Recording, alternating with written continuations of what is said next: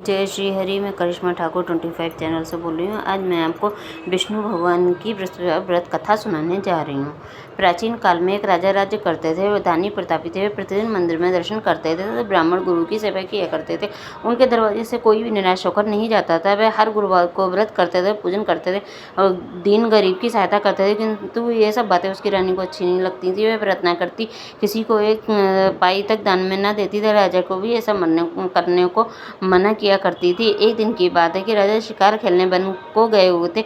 घर पर रानी और दासी थी। उस समय देव गुरु बृहस्पति जी साधु का रूप धारण कर उस राजा के दरवाजे पर भिक्षा मांगने आए तो रानी कहने लगी, हे साधु महाराज, मैं दान पुण्य से तंग आ गई हूँ। मेरे तो घर का कार्य ही समाप्त नहीं होता। इस कार्य के लिए मेरे पति देव ही बहुत हैं। अब आप इस प्रकार की कृपा करें कि समस्त धन नष्ट हो जावे तथा मैं आराम से रह सकूं। साधु बोले, हे देवी, तुम तो बड़ी विचित्र हो। संतान धन से कोई दुखी नहीं होता, इसको सभी भी चाहते हैं। पापी पुत्र धन की इच्छा करते हैं। अगर आपके पास धन है तो भूखे मनुष्यों को भोजन कराओ, प्यालों व ब्राह्मणों को दान दो, धर्मशाला, कुआं, तालाब, बावड़ी, बगीचा आदि का निर्माण करो, निर्जन मनुष्यों करी कन्याओं का विवाह करो, अनेक एक धर्म आदि करो। इस प्रकार के कर्मों से तुम्हारा कुल का यश और तुम्हारा नाम लोक प्रसिद्ध होकर अंत में स्वर्ग की प्राप्ति होगी। किंतु ये सब बातें उसकी रानी को अच्छी नहीं लगी। वे बोली, महाराज, मुझे ऐसे धन की आवश्यकता नहीं, रखने उठाने में मेरा सारा समय बर्बाद हो जावे तथा मैं जिसको और मनुष्यों को दान दूँ। साधु ने कहा, हे देवी, यदि तुम्हारी इसी इच्छा है तो ऐसा ही होगा। मैं बताता हूँ, वैसा ही करना। बृहस्पतिवार के दिन घर को गोबर से लीपना पोतना, अपने सिर के बालों को धोते हुए स्नान करना, राजा से कहना हजामत बनवाए, भोजन में मांस मदिरा खाना, कपड़े धोबी के यहाँ धुलने डालना।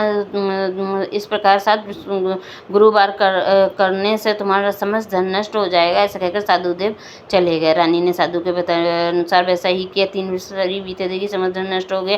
भोजन के लिए दोनों समय तरसने लगे, संसार के सभी रोगों से घिर गए। तब राजा ने रानी से कहा, तुम यहीं पर रहो, मैं दूसरे देश को जाता हूँ, क्योंकि यहाँ पर सभी मनुष्य जानते हैं, इसलिए कोई काम भी नहीं कर सकता।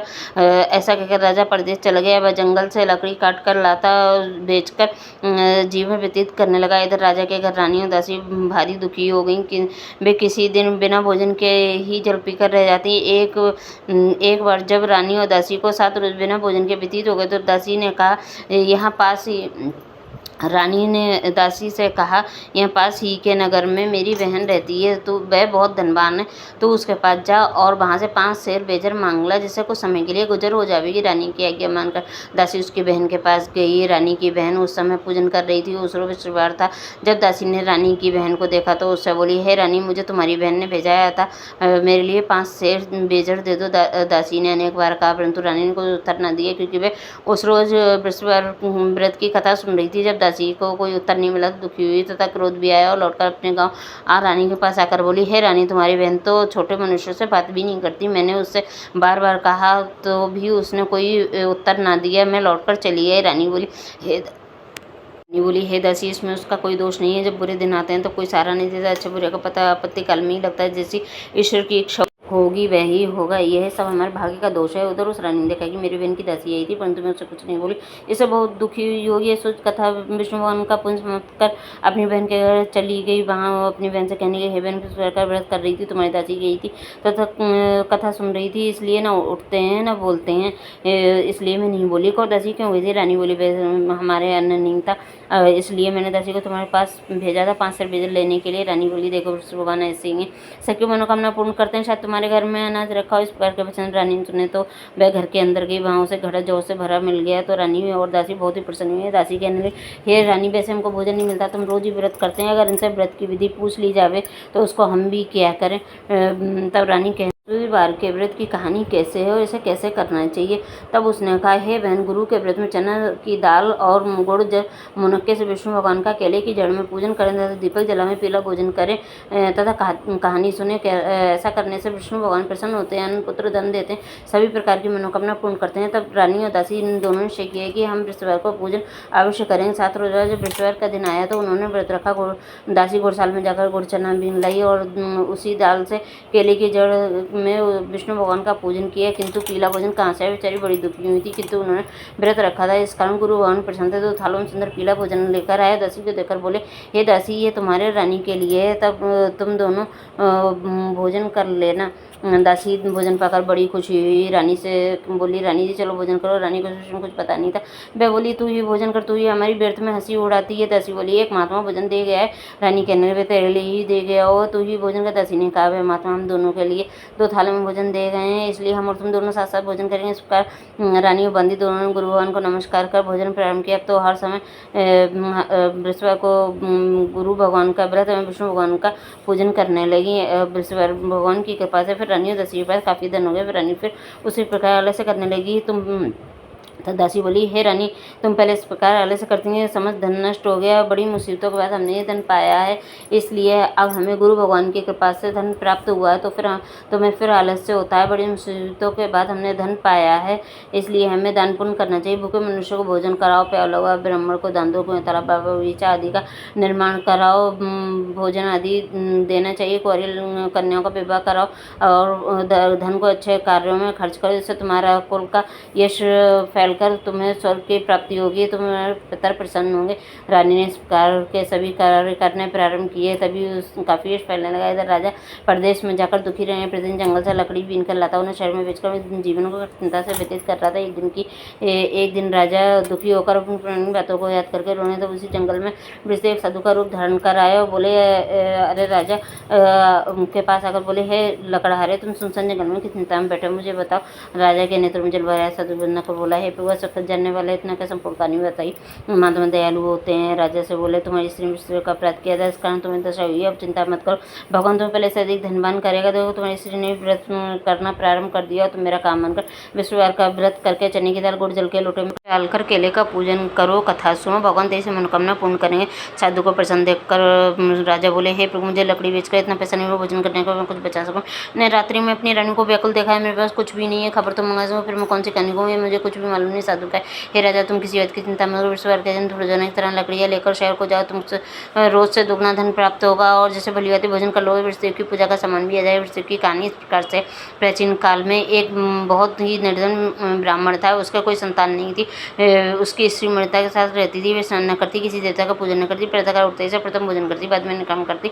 इससे ब्राह्मण देवता बड़े दुखी थे, बेचारे बहुत कुछ करते थे, किंतु उसका कोई परिणाम नहीं मिला। भगवान की कृपा से ब्राह्मण की स्त्री के गर्भ से कन्या रूपी रत्न पैदा हुए। कन्या अपने पिता के घर में बड़ी होने लगी। पूर्ण संयोग से वे बाल का प्रातः स्नान करके विष्णु भगवान का जप करने लगी तथा वृषवार को व्रत करने लिए अपने पूजन पाठ को समाप्त कर स्कूल जाती है। मुट्ठी में जो भर के ले जाती है, पाठशाला के मार्ग में डालती जाती है, तो ये जौन सुन के हो जाते। एक दिन वे बल का सूप में सोने को जो फटक कर साफ कर रही थी, उसके पिता ने देख लिया, कहा, बेटी सोने को जो फटकनी है, सोने का ही सूप होना चाहिए। दूसरे दिन गुरुवार था, इस कन्या ने व्रत रखा और वृषदेव से प्रार्थना करके कहा, हे प्रभु, मैंने आपकी पूजा सच्चे मन से की है, जब मुझे सोने का सूप ने उसकी प्रार्थना स्वीकार कर ली। जो फैलाती हुई जान रही, जो लौट कर जौ बीन रही थी, तो उसे एक सोने का सूप मिल गया। उसमें घर ले आई और उसमें जो साफ करने लगी, तो परंतु उसकी माँ का वही ढंग रहा। एक दिन की बात है, बैल का सोने के सूप में सोने को फटक कर साफ कर रही थी। उस समय उस शहर का राजपुत्र वहाँ से होकर निकला। इस कन्या के रूप और कार्य को देखकर मोहित हो गया। अपने महल में आकर भोजन तथा जल त्याग कर उदास उलट गया। राजा को इस प्रकार का समाचार मिला तो प्रधानमंत्री के पास के साथ उसके पास गए। बोले, बेटा, हे किस बात का कष्ट है? किसी ने तुम्हारा अपमान किया, तो अन्य कारण से मैं कार्य करूँगी, इससे तुम्हें प्रसन्नता होगी। अपने पिता की पुत्र ने बात सुनी तो बोला, मुझे आपकी कृपा से किसी बात का दुख नहीं, किसी ने मेरा अपमान नहीं किया, परंतु मैं उस लड़की से विवाह करना चाहता हूँ जो सोने के सूप में सोने को जो फटाकर साफ करी। सुन राजा आश्चर्य में पड़ा। बोला, हे बेटा, इस तरह करने का पता तुम ही लगाओ, उसके साथ विवाह अवश्य करो। राजकुमार ने राजा को उसी लड़की के घर का पता बतलाया। तब मंत्री उस लड़की घर गए और ब्राह्मण देवता को सभी हाल कहा। तब ब्राह्मण देवता अपने राजकुमार के साथ अपनी कन्या का विवाह करने के लिए तैयार हो गए। विधि विधान के ब्राह्मण की कन्या का विवाह राजा के साथ हो गया। अब कन्या के घर से जाते ही पहले की भांति ब्राह्मण के घर में गरीबी का निवास हो गया। भोजन के लिए अन्न भी बड़ी मुश्किल से मिलता था। एक दिन दुखी होकर ब्राह्मण देवता अपनी पुत्री के पास गए। बेटी ने पिता की दुखी अवस्था को देखकर माँ का हाल पूछा। तब ब्राह्मण ने सभी हाल कहा। कन्या ने बहुत सा धन देकर पिता को विदा कर दिया। इस प्रकार ब्राह्मण का कुछ समय सुखपूर्वक व्यतीत हुआ, किंतु कुछ दिन बाद फिर वही हाल हो गया। ब्राह्मण ने अपनी कन्या से कहा, यहाँ और सभी हाल कहा तो लड़की बोली, पिताजी, आप माताजी को यहाँ ले वाला हो, उन्हें विधि बता दूंगी कैसे ये गरीबी दूर होगी। पुत्री की सलाह मानकर ब्राह्मण देवता अपनी स्त्री को साथ लेकर पहुँचे। पुत्री ने माँ को समझाने लगी, हे माँ, तुम प्रातःकाल उठकर स्नान आदि करके प्रथम विष्णु पूजन किया करो तो सब दरिद्रता दूर हो जाएगी। परंतु उसकी माँ ने एक भी बात नहीं मानी और प्रातःकाल उठते ही अपनी पुत्री की बच्चों को जूठन को खा लेती थी। और एक दिन उसकी पुत्री को भी गुस्सा आया। उसने एक कोठी से सभी सामान निकाला, उसकी माँ को बंद कर दिया प्रातःकाल उसमें से निकाला, स्नान आदि करवा के विष्णु भगवान का पाठ है तो उसकी माँ की बुद्धि ठीक हो गई। फिर तो वो पूजन करने लगी, बृहस्पतिवार को व्रत रखने लगी। अब तो व्रत के प्रभाव से ब्राह्मणी बहुत ही धनवान और पुत्रवान हो गई। अंत में वह स्वर्ग के लिए गई तथा ब्राह्मण भी इस लोक के सुख को भोग कर स्वर्ग को प्राप्त हुए। इस प्रकार कथा कहकर देवता वहाँ से लोप गए। धीरे धीरे समय बीतते दिनों फिर वही बृहस्पतिवार का दिन आया। राजा जंगल से लकड़ी काटकर बेचने गए।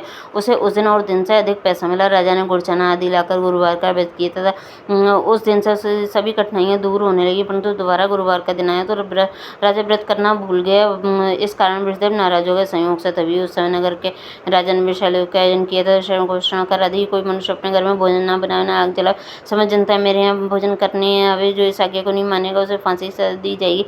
इस प्रकार की घोषणा संपूर्ण नगर में कर दी। राजा के अनुसार सभी लोग भोजन करने गए, लेकिन लकड़ा कुछ देर से पहुंचा, इसलिए राजा उसको स्वयं अपने साथ महल ले गए। ले जाकर भोजन करा रहे थे कि रानी की दृष्टि खुटी पर पड़ी, जिस पर उसका हार लटका हुआ तो दिखाई नहीं दिया। राजा ने निश्चय किया कि जरूर इस मनुष्य ने मेरा हार चुरा लिया। उसे पुलिस को बुलाकर उसे जेल खाने में डलवाया। राजा जब जेल खाने में पड़ गया तो बड़ा दुखी होकर विचार करने लगा कि जाने कौन सा पूर्वजन्म के कर्म के कारण मेरे दुख प्राप्त हुआ है। तभी साधुदेव आए और को देखकर कहने लगे, अरे मूर्ख, तूने वृषदेव की कथा नहीं करी, इस कारण तेरे दुख प्राप्त हुआ है।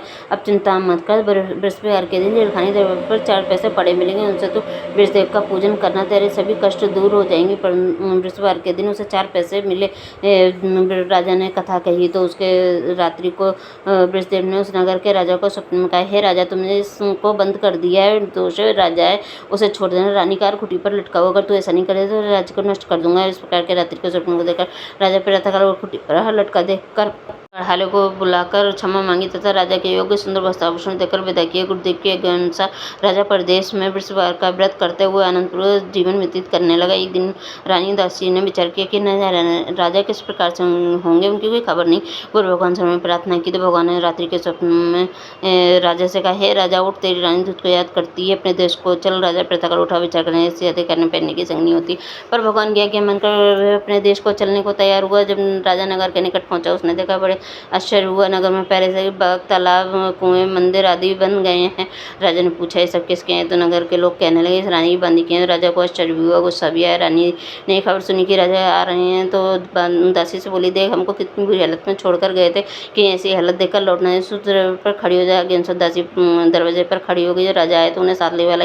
जब राजा ने क्रोध करके अपनी तलवार निकाली और पूछने लगे कि ये बताओ, धन तुम्हें कैसे प्राप्त हुआ? तो रानी ने कहा, हमें ये सब धन जी के व्रत के प्रभाव से प्राप्त हुआ है।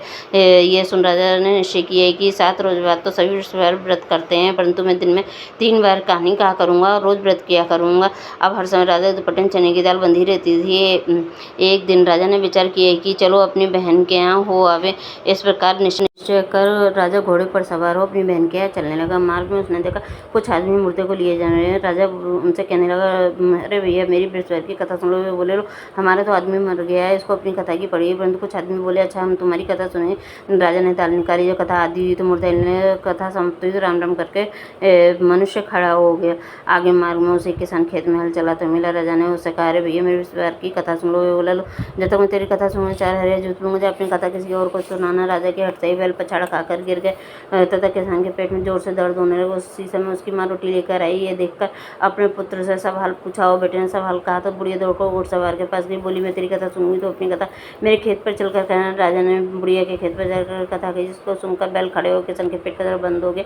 राजा अपनी बहन के घर कुशल पूर्वक पहुंचा। बहन ने भाई की खूब मेहमान की। दूसरे दिन प्रातःकाल राजा ने अपनी बहन से कहा, राजा ने अपनी बहन से कहा कि हे बहन, कोई मनुष्य ऐसा नहीं है भोजन न किया हो, मेरे स्वर की कथा सुन ले।